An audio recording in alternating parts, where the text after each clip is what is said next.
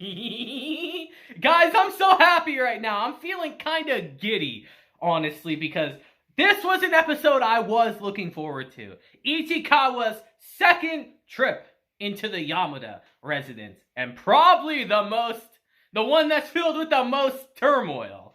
But also has great moments in it. God, Yamada's dad really is freaking huge, isn't he? He's a freaking giant, dude. He's a little too big.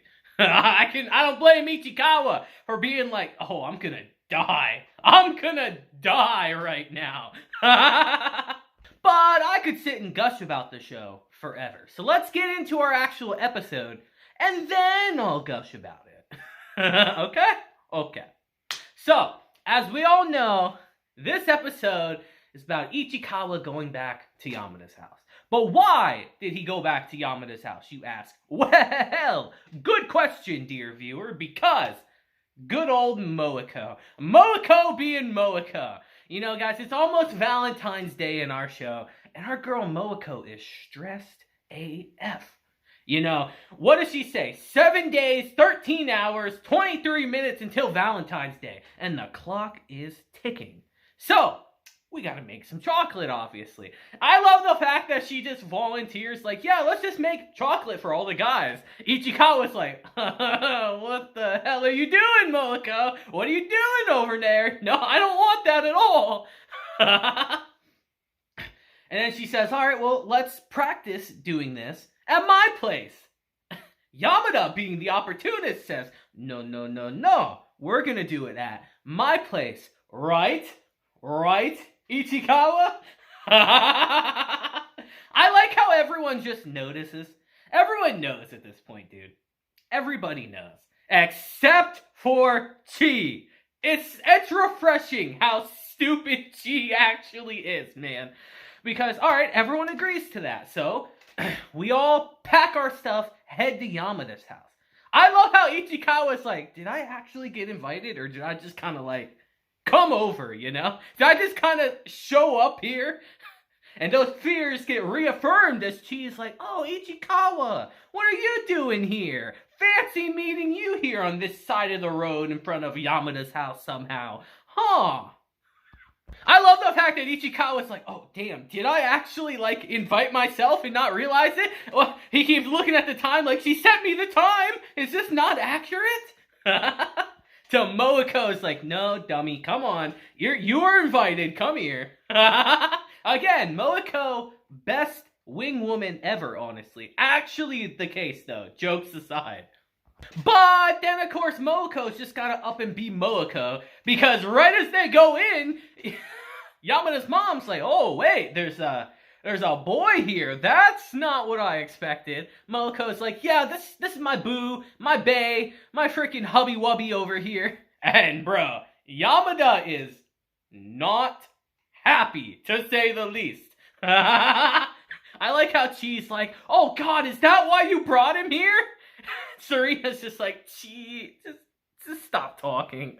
And it's here, naturally, things feel a little tense in this household. As we see Moeko's trying to put on the act, you know, to save Ichikawa's butt. And Yamada is not having this. I love the fact that Ichikawa even knows, like, yeah, I'm stepping on some landmines right now, dude. I'm kind of committing suicide right now. This kind of needs to stop. But, you know, tenseness aside, I like the fact that she does realize that, you know, everyone's kind of growing up around me, you know? Only me and Yamada are kids nowadays. I like how everyone's like, yeah, about that. But regardless, though, I do like that they show a little bit of how she met Yamada in this scene, a little bit of their backstory here, which is nice. Shows just how quirky they both are, and how goofy. They really are freaking goofy, dude. Let's keep it a buck. But they make good friends because of it. It's a nice little scene. Because in the scene, we do get a little bit more of a glimpse into Yamada's personality, about how she kind of admires people that try really hard, despite something being really hard to do. Or if they're already good at it, they keep working until they're even better at it. We get a nice little glimpse into Yamada's mentality on things, which will play a part later in our season. Just letting you know. But naturally, as things keep progressing, it's still tense. And we see Momoko keeps pushing, man. You can tell she's having fun right now. But Yamada's not happy at all. And I like that Serena's very observant, actually. She notices this. And the way she calls it out might not be the most subtle. But she's like, hey, we shouldn't be doing this, man. Come on, this is clearly upsetting her right now. Let's stop this.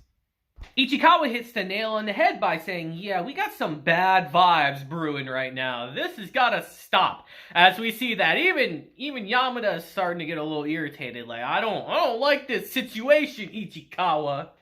And it's here as our boy makes a tactical retreat to the bathroom. We start getting into his self-doubt again. Because you see, Ichikawa firmly believes that the bad vibes are because of him being here. Which in this instance isn't exactly wrong, but it's not for the reason he thinks. And our boy wants to leave. And I always love how his inner self always tells him, like, no, you know that's not the right thing to do. You know that's just running away. And he even tells him, you need to clear things up first if you are going to leave. Don't leave it like this. Because what if you do, by some miracle, I like how he says that, by the way, by some miracle, you do end up dating Yamada. What's going to happen then? You're going to have this situation, this awkward-ass situation play out. It's going to look really bad. But Ichikawa just flat out denies it to himself. Remember that, to himself. As he says, no, that's never going to happen. I'm the one that's going to end up getting hurt if I get my hopes up. Which, we'll talk more about that in a later episode. But he does actually decide to try to leave here. And you can tell immediately that this is very upsetting to Yamada.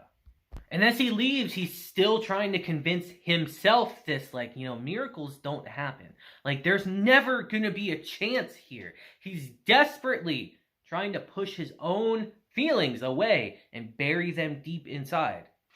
But before he leaves, he does clear the air about him and Momoko here, which is good because that could have been a very awkward situation later down the road. But as he leaves, he starts realizing that, no, I want to believe in miracles. I want to believe in myself. We will get into that definitely later, I promise you that. I like the fact that Yamada's mom actually comes out and gets him before he leaves, like, you know, are you Ichikawa by any chance? Because I talked to your mom before at school. Yeah, my daughter says you guys talk all the time. I like how Yamada literally comes out and says, Mom, stop talking. Go back inside. Stop talking right now, please.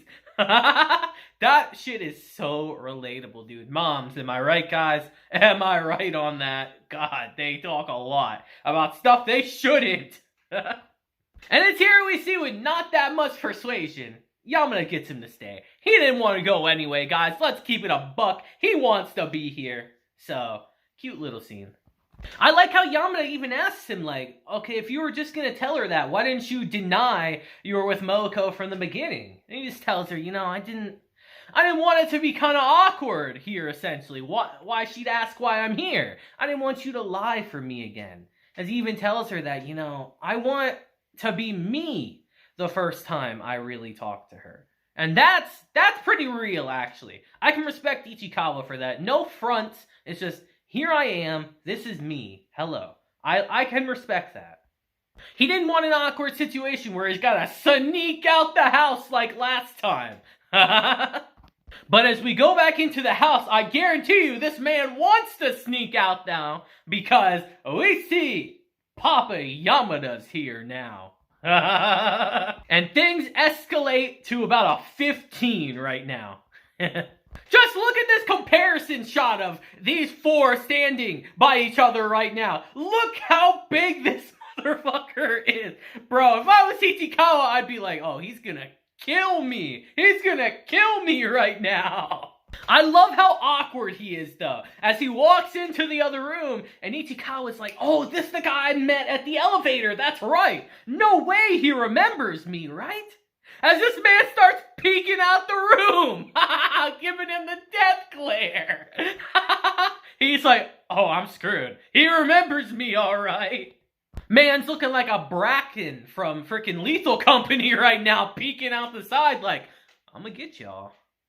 And it is just extremely adorable and extremely relatable. Remember that story I told you guys last time about me going to a girl's house for the first time?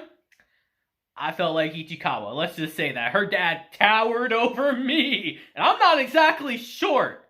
I remember that. Memories, am I right?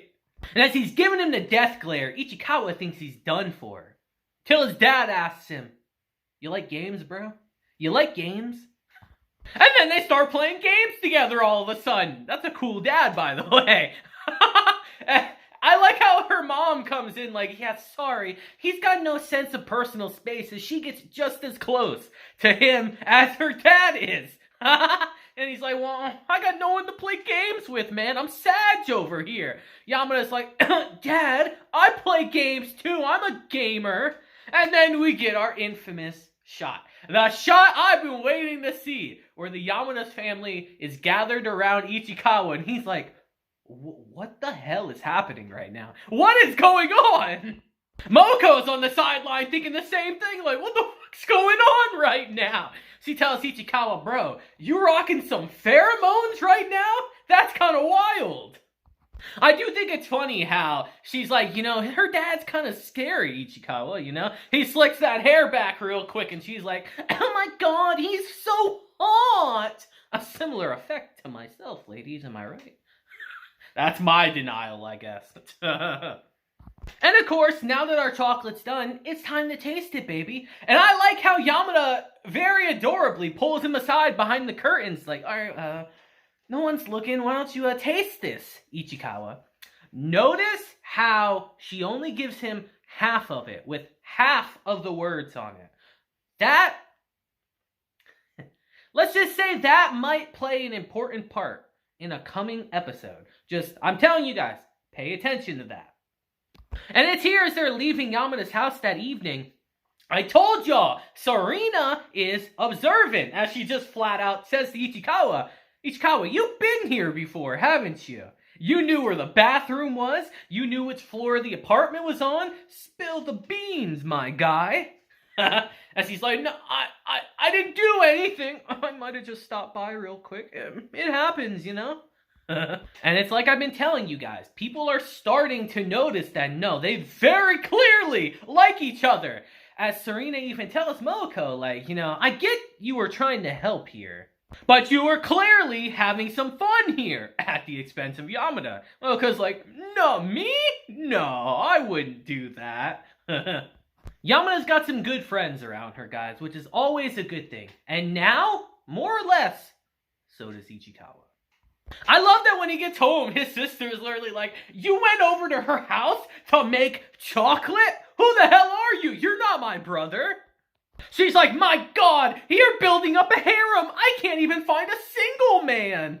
I do think it's kind of adorable that as he's talking to Yamada on the phone, she's asking him, like, so what'd you think of my parents? What'd you think of today? And he's like, well, you know, they were exactly what I'd expect your parents to be. She tells him, you know, they said the same thing about you guys. As we see that Ichikawa's dad's just upset he didn't ask for, or Yamada's dad's upset that he didn't ask for Ichikawa's gamer code. Like, man, I want to game with that boy, honey. You gotta bring him over again.